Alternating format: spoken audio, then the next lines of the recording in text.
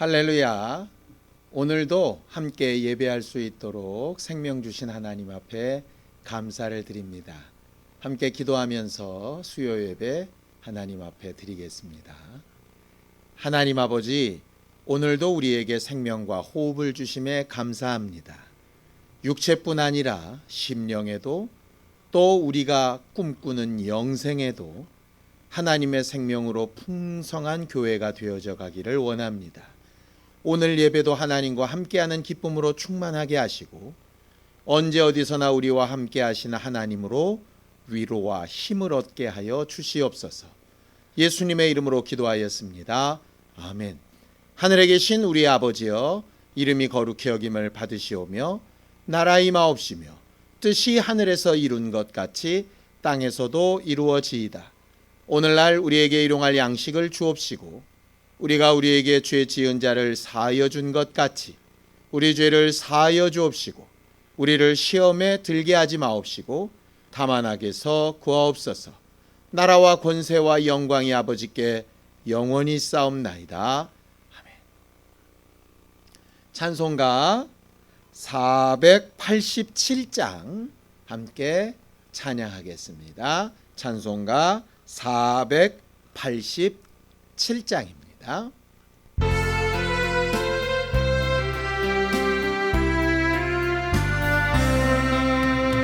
어둠 후에 빛이 오며 바람 분 후에 잔잔하고 소나기 후에 햇빛 나며 수고한 후에 쉼이 있네.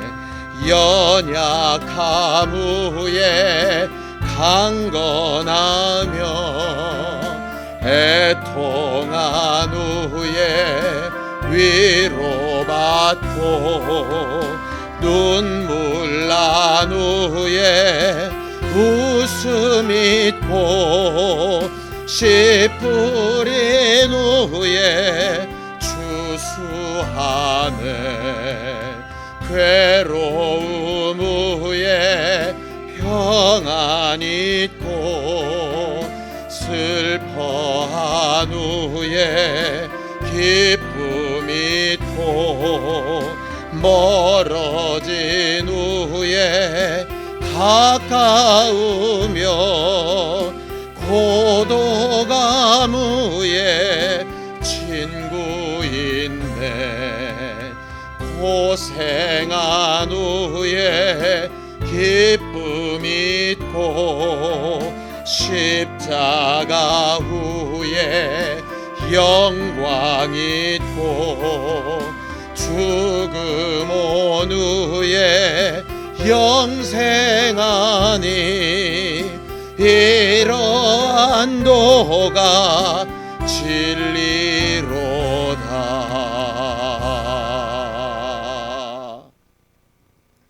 하나님, 우리에게 변하지 아니하는 진리의 말씀을 오늘도 가르치실 때에 말씀과 기도로 늘 우리의 믿음을 확인하여서 하나님 앞에 제대로 된 길과 선택을 따라가는 사람들이 되게 하여 주시옵소서. 오늘도 하나님 앞에 믿음으로 헌금한 이들을 기억하여 주시옵시고 저들의 믿음이 하나님을 일하시게 하며 하나님께서 저들과 함께하고 계신 증거를 누구 앞에서라도 나타내 보일 수 있도록 복의 복을 더하여 주시옵소서. 예수님의 이름으로 기도하였습니다. 아멘. 하나님의 말씀은 사도행전 21장 7절에서 16절까지 말씀을 함께 합독하겠습니다. 사도행전 21장 7절에서 16절까지 말씀을 함께 합독하겠습니다. 함께 읽습니다. 시작. 두로를 떠나 항해를 다 마치고 돌레마이에 이르러 형제들에게 안부를 묻고 그들과 함께 하루를 있다가 이튿날 떠나 가이사라에 이르러 7 집사 중 하나인 전도자 빌립의 집에 들어가서 머무르니라. 그에게 딸 넷이 있으니 처녀로 예언하는 자라. 여러 날 머물러 있더니 아가보라 하는 한 선지자가 유대로부터 내려와 우리에게 와서 바울의 띠를 가져다가 자기의 수족을 잡아매고 말하기를, 성령이 말씀하시되 예루살렘에서 유대인들이 이같이 이 띠 임자를 결박하여 이방인의 손에 넘겨주리라 하거늘, 우리가 그 말을 듣고 그곳 사람들과 더불어 바울에게 예루살렘으로 올라가지 말라 권하니, 바울이 대답하되 여러분이 어찌하여 울어 내 마음을 상하게 하느냐. 나는 주 예수의 이름을 위하여 결박당할 뿐 아니라 예루살렘에서 죽을 것도 각오하였노라 하니, 그가 권함을 받지 아니하므로 우리가 주의 뜻대로 이루어지이다 하고 그쳤노라. 이 여러 날 후에 여장을 꾸려 예루살렘으로 올라갈새 가이사라의 몇 제자가 함께 가며 한 오랜 제자 구브로 사람 나손을 데리고 가니, 이는 우리가 그의 집에 머물려 함이라. 아멘. 하나님은 우리에게 생명을 주시려는 분이십니다. 성경은 생명에 관련된 이야기라고 우리는 잘 알고 있죠. 우리가 왜 그렇게 이 세상을 열심히 삽니까? 잘 살아보려고, 그것도 행복하게 살아보려고 돈도 벌고 공부도 하고 머리도 싸매어 고민도 하고 하는 거 아니겠습니까? 우리가 아주 치열하게 사는 이유는 말 그대로 잘 살기 위해서입니다. 신앙생활도 잘 살기 위해서 하는 것입니다. 우리가 예수를 믿고 교회에 다니고 신앙생활하는 이유는 하나님으로부터 오는 생명을 얻어서 이 땅뿐 아니라 하늘에서도 영원하고 풍성한 생명을 얻으려고 하는 것이죠. 예수께서 이 땅에 오신 이유도 바로 그것입니다. 요한복음 10장 10절에 보면, 도둑이 오는 것은 도둑질하고 멸망시키고 망하게 하는 것이지만 예수께서 오신 이유는 양으로 생명을 얻게 하고 또 풍성하게 얻게 하려 함이다고 이렇게 말씀하고 있습니다. 우리가 열심히 신앙생활하는 이유는 풍성한 생명을 얻으려고 하는 겁니다.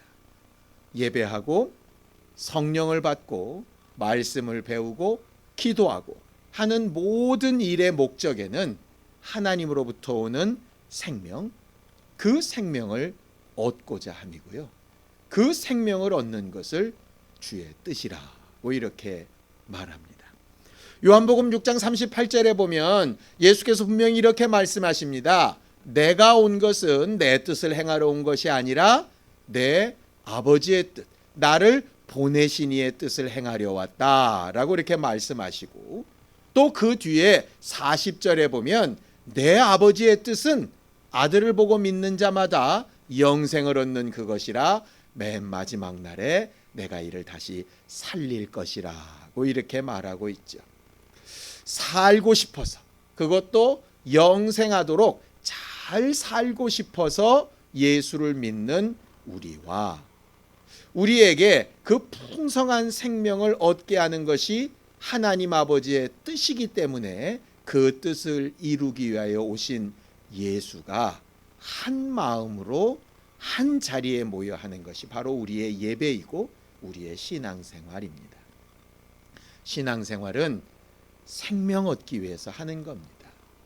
우리 생명에 문제가 생긴다면 우리는 그 행동을 과연 해야 되는가 잘 생각해 봐야 하는 것이죠. 그런데 예수께서 말씀하신 그 풍성한 생명이라고 하는 것에는 그저 이 땅에서 좀 잘 먹고 잘 사는 정도의 문제가 아니라 내 육체가 다 끝나고 언젠가 내 영혼만 남았을 때에 그 영혼이 하나님 앞에 서서 어떤 어떤 모습으로 영원히 살 것인가 하는 것에 대한 그 모습까지를 말씀하시는 것이 바로 풍성한 생명이라고 하는 겁니다. 우리는 예수께서 아버지의 뜻대로 우리에게 주기 원하시는 그 풍성한 생명으로 충만한 영적 생활을 할 수 있게 되기를 예수님의 이름으로 축원합니다. 우리가 지난 주일날 말씀과 기도로 우리의 믿음을 좀 잘 확인해 보자라고 은혜를 나눴었지요.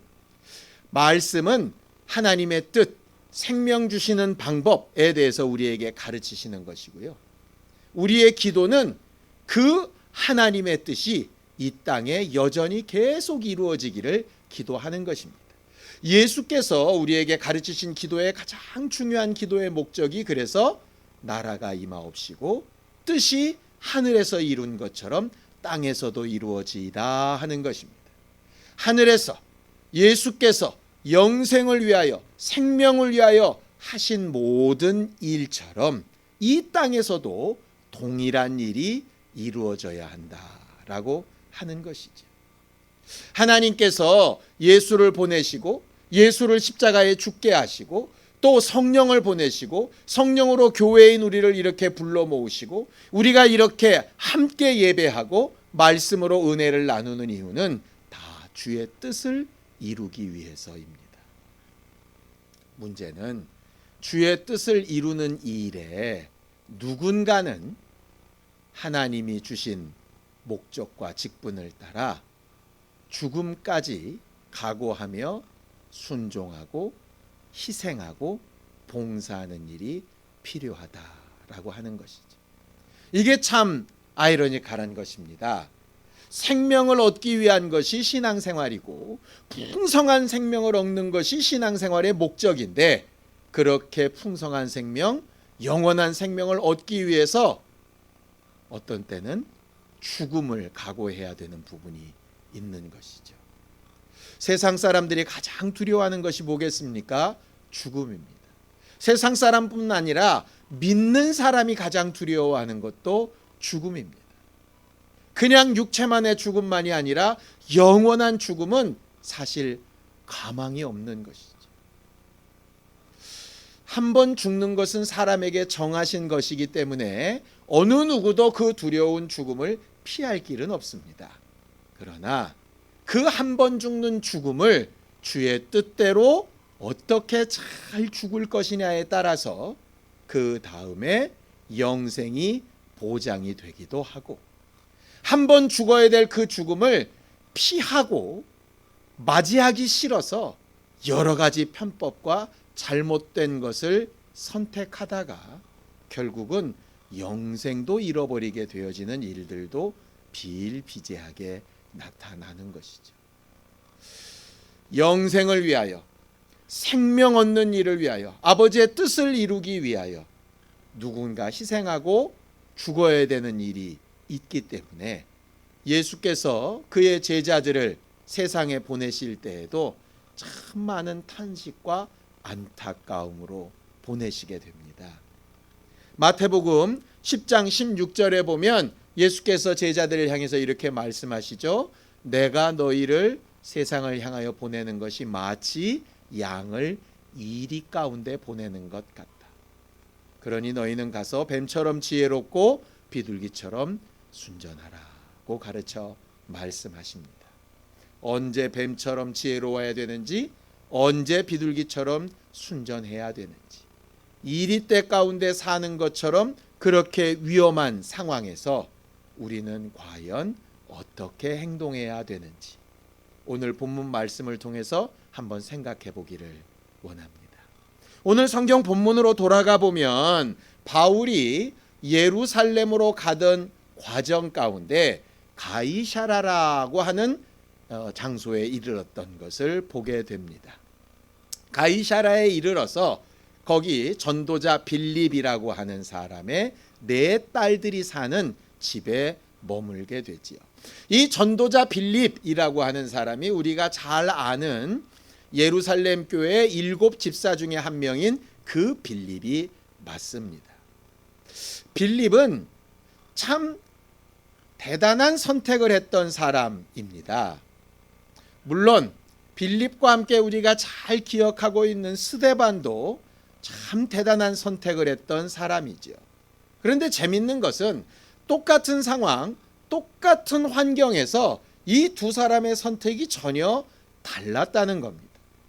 예루살렘에 예수 믿는 사람들을 핍박하고 잡아 죽이려고 할 때에 스데반은 그들에게 죽음을 각오하고 나아가서 복음을 전하고 돌에 맞아 죽는 것을 선택하게 됩니다.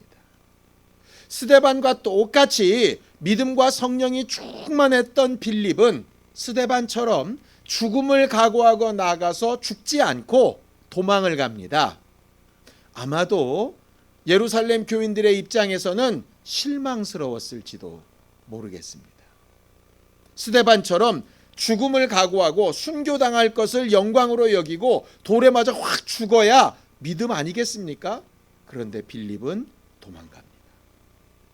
도망을 가는데 우리가 익히 바라본 대로 그냥 도망가는 것이 아니라 말씀을 통하여 인도받아서 다른 사람들이 가기를 꺼려했던 사마리아를 통과해서 그래서 이방을 향하여 이렇게 전도의 기회를 열어가게 되지요. 오늘 성경 보면 이 빌립이 참 복된 사람이었다라고 하는 생각이 듭니다. 자, 21장 8절 9절을 한번 좀 읽어보겠습니다. 함께 읽습니다. 시작. 이튿날 떠나 가이사랴에 이르러 7 집사 중 하나인 전도자 빌립의 집에 들어가서 머무르니라. 그에게 딸 넷이 있으니 처녀로 예언하는 자라 그랬습니다. 스데반은 자기 혼자의 믿음으로 순교함으로 완성된 믿음을 보여줬습니다. 물론 그 가족에 대한 것은 언급이 되어 있지 않기 때문에 그 자손들이 어떤 신앙생활을 했는지에 대해서는 알려져 있지 않죠. 그런데 빌립은 비록 사람들 보기에는 스데반의 순교에 비하여 좋아 보이지 않는 선택을 한 것 같으나 빌립은 이방 전도에 물꼬를 열은 사람이 되었고 그 빌립의 네 딸들도 성령 충만해서 예언하는 자들로 성도들의 믿음을 돕고 하나님의 뜻을 나누는 일에 잘 사용되었던 사람들이었습니다. 언급되어져 있지 않지만 저는 참 궁금한 것이 빌립의 아내는 어땠을까 하는 생각입니다. 어느 날 갑자기 교회에 핍박이 있고 가장이었던 빌립이 도망을 가게 됩니다. 그 가정은 과연 누가 책임지고 그 가정은 누가 먹여 살리고 교인들 가운데 또 불신자 가운데 여러 가지 자기 생각들과 말로 비난하며 함부로 말하는 것을 아마 들었을 텐데 그 마음과 생각들은 과연 어땠을까? 그런데 그 어머니가 어떻게 그 딸들을 잘 양육하고 그 아버지가 어떻게 그 딸들을 위하여 잘 기도했던지 그 딸들도 참 믿음 있는 자손들이 되었던 거죠. 똑같은 상황, 똑같은 형편에서 어느 누구는 죽기를 각오하고 복음을 전하다가 돌에 맞아 순교를 하고 어느 누구는 목숨을 부지하면서 복음을 전하는 일에 더 사용하게 되어집니다. 무엇이 과연 옳은 선택이었을까요? 여러분들은 어떤 것이 더 믿어버써 보입니까? 그 뒤를 보면 또 한 가지 사건이 있습니다. 자, 그 뒤에 예루살렘에서 온 아가보라고 하는 사람이 과거에 예루살렘에 큰 흉년이 있을 것을 예언했던 그 아가보 선지자가 바울이 어떠한 핍박과 죽음으로 어려움을 당할 것인가 하는 것을 예언하게 됩니다. 우리가 지난주 수요 예배 때도 봤던 내용이지요. 그의 예언을 듣자마자 많은 형제들이 이렇게 얘기를 합니다. 자, 21장 12절입니다. 함께 읽습니다. 시작. 우리가 그 말을 듣고 그곳 사람들과 더불어 바울에게 예루살렘으로 올라가지 말라 권했다 그랬습니다. 바울은 선택해야 됩니다. 스데반처럼 죽음을 각오할 것인지 빌립처럼 죽음을 피하여 전도의 일을 계속하는 것이 더 낫다고 생각할 것인지 어떤 선택을 해야 하는데 과연 어떻게 선택하는 것이 옳을까? 저는 이들의 말을 통해서 예수께 예수의 죽음을 만류했던 베드로의 모습이 떠올랐습니다. 마태복음 16장 22절에 보면 베드로가 예수를 붙들고 항변하여 이르렀다 이렇게 되어 있습니다. 주여 그리 마옵소서, 이 일이 결코 주께 미치지 않겠습니다 라고 말을 합니다. 바울은 충심해서 예수를 사랑하는 마음에서 그렇게 한 것이지요. 거기에 대한 예수의 대답은 굉장히 매몰차입니다. 마태복음 16장 23절에 보면 이렇게 되어 있습니다. 예수께서 돌이키시며 베드로에게 이르시되 사단아 내 뒤로 물러가라. 너는 나를 넘어지게 하는 자로다. 내가 하나님의 일을 생각하지 아니하고 도리어 사람의 일을 생각하는도다. 베드로는 정말 충심으로 권면했지만 예수께는 사람의 일을 생각하고 육체의 일을 생각하고 영원한 일을 생각하지 못하는 하나님의 뜻에 반하는 존재 사단이라고 칭하고 계시지. 바울도 똑같은 대답을 합니다. 21장 13절에 이렇게 얘기하죠. 바울이 대답하되 여러분이 어찌하여 울어 내 마음을 상하게 하느냐. 나는 주 예수의 이름을 위하여 결박당할 뿐 아니라 예루살렘에서 죽을 것도 각오하였노라 라고 얘기합니다. 바울의 대답이 마치 예수 그리스도의 대답과 대단히 유사하지요. 바울은 참 예수의 제자가 맞습니다. 마치 스데반처럼 죽기를 각오하고 목숨을 초계처럼 내 던지는 것이 믿음인 것처럼 보여집니다. 그런데 여기서 말하는 것은 다 동일한 한 가지 조건이 있습니다. 빌립이 과연 도망갈 때 목숨에 연연해서 죽기를 무서워함으로 도망을 갔을까? 아니면 죽는 것은 쉽게 선택할 수 있지만 목숨 대신 복음을 전하는 기회를 더 가지는 게 하나님의 뜻에 맞다라고 하지 않았을까? 그 길을 통해서 결국 언젠가는 죽음에 이를 텐데 죽음에 이르는 길에 자기는 하나님이 허락하신 길과 방향을 더 따라가 보려고 노력한 것은 아니었을까? 만약에 빌립이 죽기를 무서워했다면 그저 사마리아 땅으로 도망가는 대신에 자기 가족들을 다 데리고 더 편안한 곳, 먹고 살만한 곳, 그렇게 아마 도망을 갔을 수도 있을 것 같습니다. 그런데 빌립은 도망을 가면서도 죽기를 각오하고 복음 전하기를 사모했고요. 스데반도 죽기를 각오하고 돌멩이를 든 사람들 앞에서 복음을 전했습니다. 바울의 길을 막는 사람은 죽을까봐 바울의 죽음이 자기들에게 너무 슬프고 어려운 일이니까 그 일만 생각해서 그의 가는 길을 막고자 했던 것이죠. 바울은 가는 그 길에 혹 죽음이 있을지라도 죽음을 넘어서서 하나님이 주는 생명을 얻겠다라고 결정을 하고 있습니다. 우리는 뭔가를 선택하고 결정할 때 죽음이라고 하는 기준으로 우리 자신을 좀 잘 돌아볼 필요가 있을 것 같습니다. 내가 선택하는 모든 기준과 결정이 과연 죽을까봐 두려워서 하는 것인지, 죽음은 당연한 것이라 내가 감수하는데 그 죽음보다 더 귀하고 나은 가치가 있어서 내가 선택하는 것인지 하는 것이죠. 겉으로 보는 사람들은 그저 죽을까봐 두려워서 하는 선택으로 볼 수도 있을 것 같습니다. 겉에서 보는 사람들은 죽음을 각오하고 그냥 막 일하는 것이 정말 대단하고 훌륭해 보일 수 있을지 모르겠습니다. 그런데 정말 우리 안에 계신 성령님은 우리 안에 밝히 가르쳐 주실 수 있죠. 내가 죽을까봐 두려워서 지금 이런 선택을 하는 것인지, 죽음을 초월하고 더 나은 가치를 위해서 선택하는 것인지 말이죠.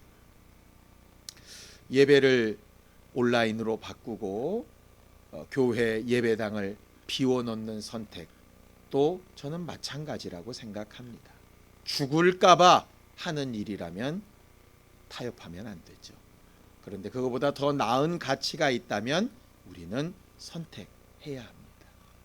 마치 바울이 디모데는 예루살렘에 데리고 올라가면서 자원하여 할례를 받게 하고, 디도의 경우는 억지로 할례를 받게 할 때는 거기에 반항했던 것을 아마 볼 수 있을 겁니다.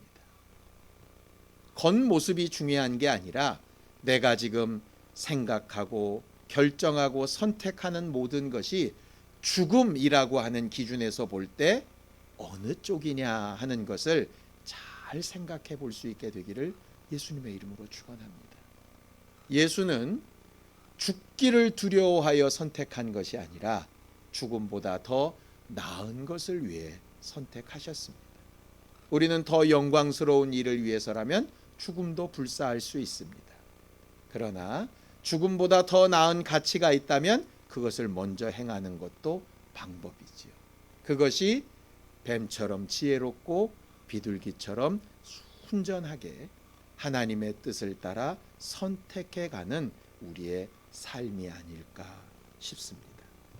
히브리서 2장 15절에 보면 하나님께서 우리를 죽기를 무서워함으로 한평생 매여 종로로 타는 모든 자들을 놓아주려고 모든 뜻을 세우셨다라고 기록하고 있습니다. 하나님이 우리에게 바라시고 원하시는 것은 죽기를 무서워하는 삶이 아니라 죽음을 기준으로 잘 판단하는 사람들입니다. 성경을 한 구절만 더 읽을까요? 빌립보서 1장 20절 21절 바울의 고백을 통해서 우리도 동일한 믿음의 고백을 할 수 있게 되기를 바랍니다. 함께 읽습니다. 시작. 나의 간절한 기대와 소망을 따라 아무 일에든지 부끄러워하지 아니하고 지금도 전과 같이 온전히 담대하여 살든지 죽든지 내 몸에서 그리스도가 존귀하게 되게 하려 하나니 이는 내가 사는 것이 그리스도니 죽는 것도 유익함이라 그랬습니다. 사는 것, 죽는 것, 어떤 선택을 하든 내가 그 이후에 하나님이 주시는 영원한 생명의 목표를 두고 가고 있는 삶인가 하는 것이 참 중요하겠죠. 목사인 저도 살다 보면 이게 어디까지가 타협이고 어디까지가 제대로 된 선택일까를 고민하게 됩니다. 오늘 말씀을 통해서 제가 얻은 기준 하나는 죽음을 기준으로 판단을 해보면 내가 말씀과 뜻대로 판단하는 사람인지 죽기를 무서워하여 판단하는 사람인지 구분할 수 있겠다라는 생각이 들었습니다. 바울의 그 고백에 따라서 많은 형제들이 마음을 바꿔서 이렇게 고백합니다. 사도행전 21장 14절에 그가 권함을 받지 아니하므로 우리가 주의 뜻대로 이루어지이다 하고 그쳤노라 라고 기록하고 있습니다. 주의 뜻대로 이루어지이다. 우리가 매 순간 신앙생활하며 결정하며 선택하는 모든 과정 가운데 내 생각, 내 고집, 내가 옳대 하는 바, 내게 유리한 것이 기준이 되는 게 아니라 죽음을 기준으로 놓고 주의 뜻대로 되어지기를 원한다 하신 예수 그리스도의 기도와 선택을 닮아갈 수 있는 교회가 되기를 예수님의 이름으로 축원합니다. 함께 기도하겠습니다. 하나님 아버지, 오늘도 우리가 하나님 앞에 예배하였습니다. 말씀으로 우리를 가르치시고 또 하나님께서 우리에게 보이시기 원하시는 하나님의 길을 깨닫게 하여 주셨사오니 죽기를 무서워하며 떠는 자들이 되지 않게 하여 주시고 하나님이 주신 생명을 하나님께서 베푸시려 하시는 풍성한 생명을 위하여 잘 사용하고 기준으로 삼을 수 있는 우리 모두가 되게 도와주시옵소서. 우리가 언젠가는 육체의 기회를 마치는 날이 있을 터인데 그때 하나님 앞에 부끄럽지 아니하고 살든지 죽든지 주의 뜻이 온전히 서는 교회들로 발견되어지고 하나님 앞에 나타낼 수 있도록 우리 모두를 도우시고 함께하여 주시옵소서. 이제는 우리 주 예수 그리스도의 은혜와 하나님 아버지의 극진하신 사랑과 성령님의 감동하시고 함께하시는 분명한 증거가 죽기를 두려워하지 아니하고 하나님의 뜻을 이루며 잘 살기를 원하는 우리 모두 위에 이제부터 영원까지 함께 있을지어다. 아멘.